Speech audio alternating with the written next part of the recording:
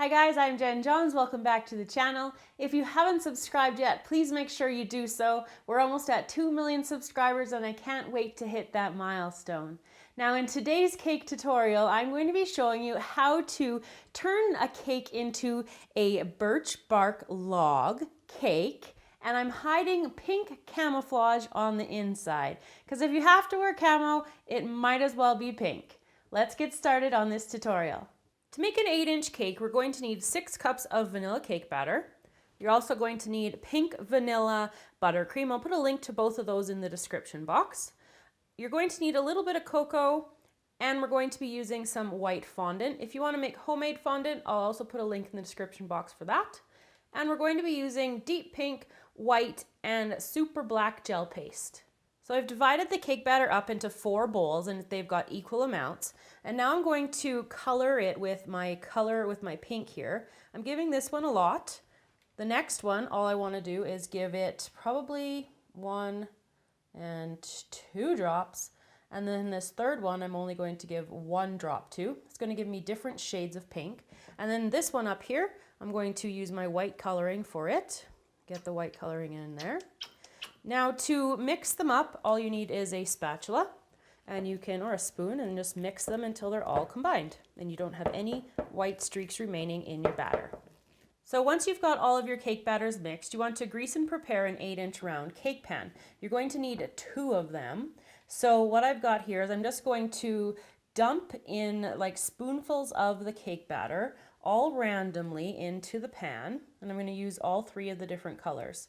When you're coloring your cake batter, if you find that your pinks are too close in shades, you can easily add more coloring if you want to, and it will give like a little bit more of a differentiation in between the colors of the shades of pink. So I'm putting these into here, just basically kind of like marbling without the rolling the knife through it at the end. And what I'm going to do once I've got all of my cake batter into my 2 pans, like I have to do this twice, I'm going to bake them in a preheated oven at 350 degrees. And I'm going to bake them for about 35, maybe 40 minutes, depending on how they look at the end. You want them to be nice and golden brown on the top. Once your cakes are baked and cooled completely, you can level them off, and you can see like the nice camouflage on the inside here.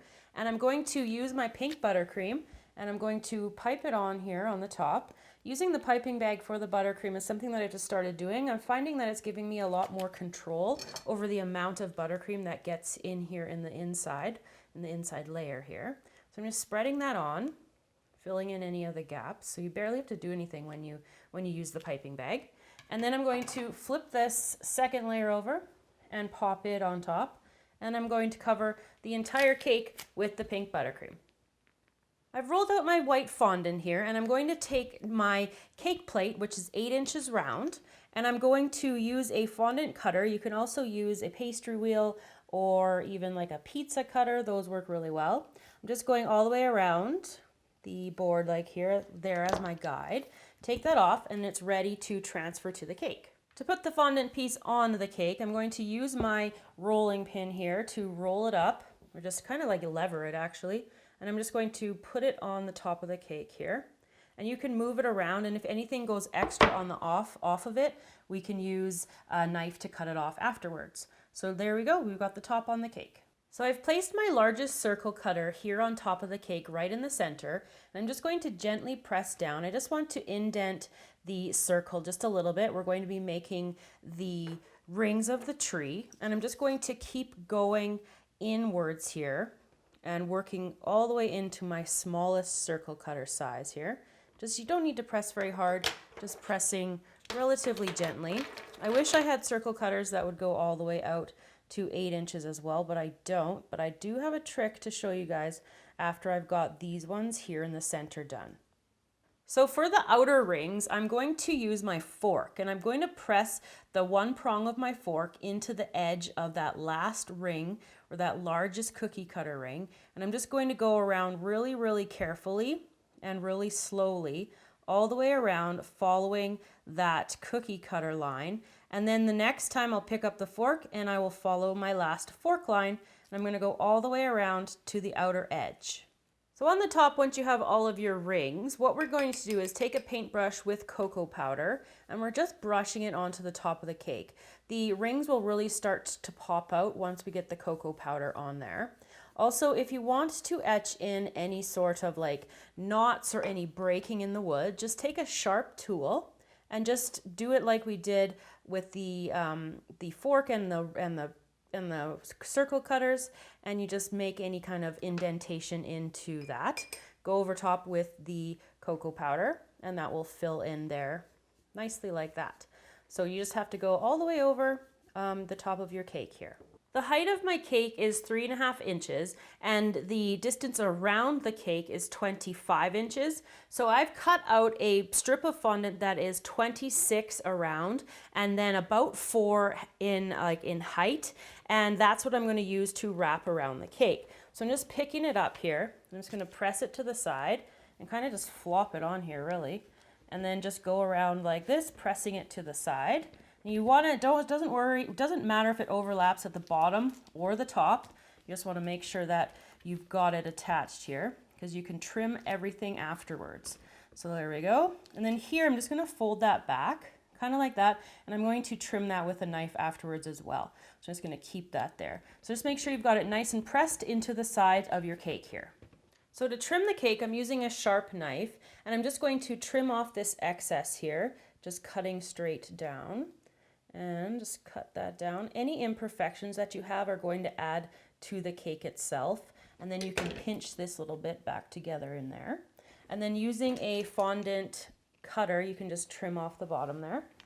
And then to cut this part away, what you want to do is create it to be flush with the top of the cake. So I'm just going down and running it along the edge here and just removing that piece or just cutting off that extra there. So I'm going to keep going around, cutting off the extra fondant.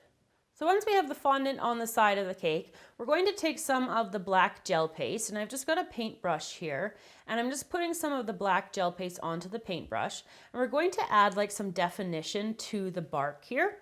And we're just going to like kind of just stripe it just a little bit, and you can do little small amounts, different sizes, different lengths of here, and just go all the way around the cake, doing and adding these little stripes.